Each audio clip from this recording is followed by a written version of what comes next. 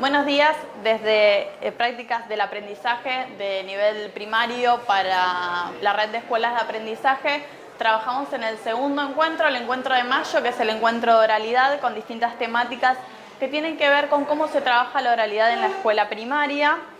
Trabajamos con un sistema de integración del aprendizaje en la que el alumno puede reflexionar sobre su propio aprendizaje y ir trabajando colaborativamente con sus compañeros y con otras disciplinas. Para este trabajo se buscó con los referentes ir charlando distintas formas en las cuales la oralidad se manifiesta en el aula y también cómo ellos fueron trabajando la oralidad en sus propias prácticas. En este segundo encuentro trabajamos con un área que es el área de ejercitación, también trabajamos con un área que se llama alternativas y un área que se llama cruces. El área de cruces es el área de intercambio con otras disciplinas, es decir, aquella forma que nosotros podemos encontrar de trabajar las prácticas del lenguaje orales en función de otras materias o en conjunto con otras materias. Por otro lado está la sección alternativas, que tiene que ver con el trabajo que se da cuando en una asignatura no se puede trabajar de una determinada manera el ejercicio que se está ofreciendo porque el grupo, digamos, no es propicio para trabajar ese tipo de actividad. La primera actividad que hicimos fue ver estas actividades, estas imágenes de aula, para ver cómo trabajan los docentes en una escuela tradicional o ver estas imágenes tradicionales de modelos de escuela, para ver, de acuerdo con la oralidad, cómo se fueron manifestando distintos tipos de actividades. Entonces, preguntamos cosas como cuál es el rol del docente y cuál es el rol del estudiante en este tipo de práctica, si efectivamente los docentes y los estudiantes pueden hacer este tipo de prácticas en el aula habitualmente, si es habitual la lectura en voz alta, si tuvimos experiencias como estas en nuestro propio recorrido académico o en nuestro propio recorrido educativo, cuál es el rol del docente, cuál es el rol del estudiante, cuál es el rol del contenido, qué actividades están desarrollando los estudiantes en cada una de estas imágenes, cuál es la mayor dificultad que tienen los estudiantes para trabajar la oralidad actualmente en el aula y qué tipo de actividades sistematizadas para trabajar la oralidad se pueden dar en estas épocas, digamos. Luego trabajamos con las prácticas propias. En el trabajo con las prácticas propias le pedimos a los docentes que analicen sus propias prácticas y piensen en qué momento en el aula ellos argumentan, narran, describen, explican, reproducen textos orales, usan elementos paralingüísticos o trabajan con la conversación, la exposición y el debate dentro del aula, y también cómo hacen su propio control de la voz y cómo luego transmiten eso a sus estudiantes.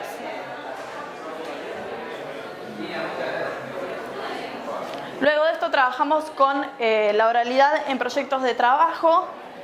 y la idea de esta parte, de esta secuencia, es trabajar las consignas en función de la oralidad, es decir, que la consigna parta de la oralidad hacia la oralidad. Esto no quiere decir que se eluda la producción escrita, sino que el trabajo tiene como unidad final una producción oral. En este caso, la primera práctica que hicimos es la práctica de contar, que es la práctica de pregones de boca en boca. Analizamos esta actividad que está pensada para primer ciclo de primaria, que implica un teléfono descompuesto, es parecida a la lógica a la del teléfono descompuesto, pero la idea es pronunciar un pregón de una forma diferente. Como el pregón generalmente se pasa a los gritos, en este caso se presentaría de boca en boca, es decir, transmitiendo el mensaje de un compañero a otro. Para esto se ofrecen distintas sugerencias, por ejemplo, alargar las vocales finales de cada verso, repetir la última sílaba o decir muy rápido algunas palabras. Luego se van a ir pasando, un integrante de un equipo se va a pasar a otro y va a pasar el pregón, y así sucesivamente van a ir pasando por los equipos hasta que quede un mensaje final. Otra de las cosas que se puede hacer es reflexionar sobre la forma en que se puede ir cambiando el mensaje a medida que se va pasando y cuál sería el mensaje final transformado.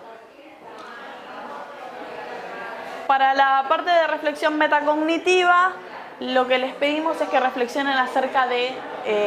qué pregones se entendieron mejor y por qué, cuál es la fiabilidad del mensaje, por qué los mensajes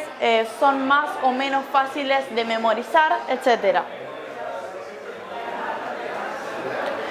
Para el segundo ciclo propusimos una actividad que se llama Stand-up con chistes. Es básicamente la actividad conocida que tiene que ver con anotar en fichas distintos chistes que los chicos puedan saber de a dos o de a tres o en grupos y que se vayan compartiendo esos chistes y que después, cuando tengan que hacer una exposición para todo el curso, puedan turnarse para contarlos, ya sea contar una parte uno y contar una parte otro o ir contando uno y uno. Y una vez que tengan los chistes, se les va a dar un tiempo para que lo ensayen, para que lo practiquen y para que lo lleven a cabo. La puesta en común se puede hacer primero para la clase y después para el resto de la escuela, o también se puede hacer en actividades extraescolares, es decir, fuera de la escuela. Vamos a analizar entonces cuáles son los efectos y la estructura del chiste, cuáles serían las formas en las que se puede ir contando, en las que se puede ir segmentando, cómo influyen las tonalidades, cómo influyen los gestos, cómo influye el acting, cómo influyen las cuestiones verbales y paraverbales, qué presentación les gusta más, pueden hacer una especie de evaluación de sus propios compañeros y si es posible ayudarse con determinados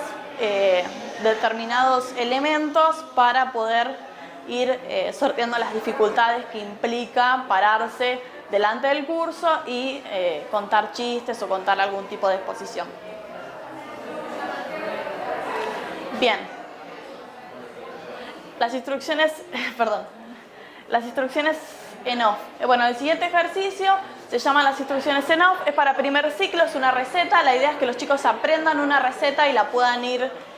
contando. La idea es que no tenga elementos complicados, que no requiera objetos cortantes ni nada por el estilo. Tiene que ser una receta simple, que se pueda ir filmando.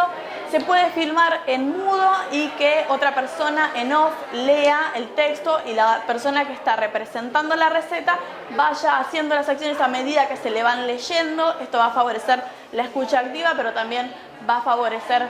un orden entre el que está efectivamente delante de la cámara llevando a cabo las acciones y el que se las está dictando, y por otro lado también va a favorecer un trabajo colaborativo entre los compañeros porque se puede hacer de manera grupal.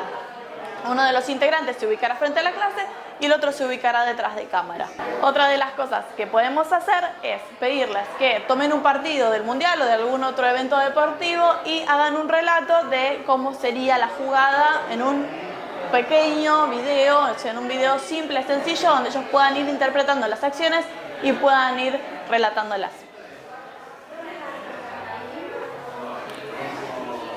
La cuarta actividad se llama Soy quien soy, es para primer ciclo, tiene que ver con debatir y argumentar. La propuesta de trabajo para prácticas del lenguaje en este sentido tiene que ver con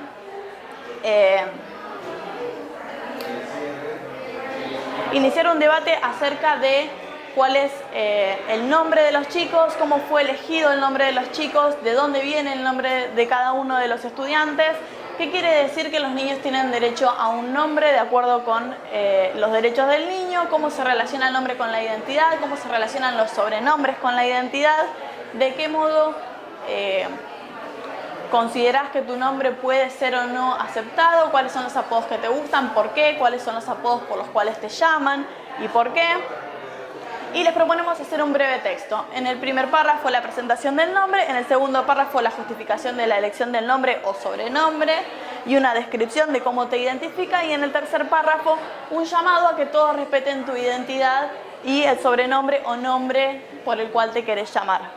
En este sentido nos parece interesante que se trabaje en conjunto con Clima Escolar para evitar cuestiones vinculadas sobre todo con el bullying. Los criterios de evaluación para todas las actividades, tanto en primaria como en secundaria, tratamos de que sean la articulación y la pronunciación, la entonación, la adquisición de nuevo vocabulario. Esto es muy importante, sobre todo cuando trabajamos con textos narrativos, la planificación previa del discurso, la organización de las ideas. Sabemos que si bien se trata de oralidad, los textos